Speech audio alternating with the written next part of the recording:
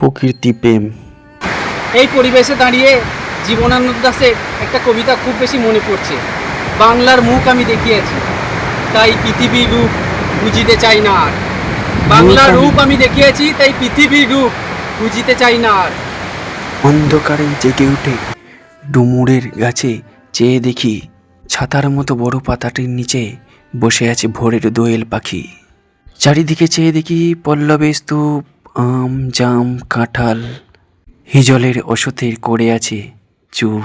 ফণিমনসার ঝোপে সটিবনে তাহাদের ছায়া পড়িয়াছে, ফণিমনসার ঝোপে সটিবনে তাহাদের ছায়া পড়িয়াছে।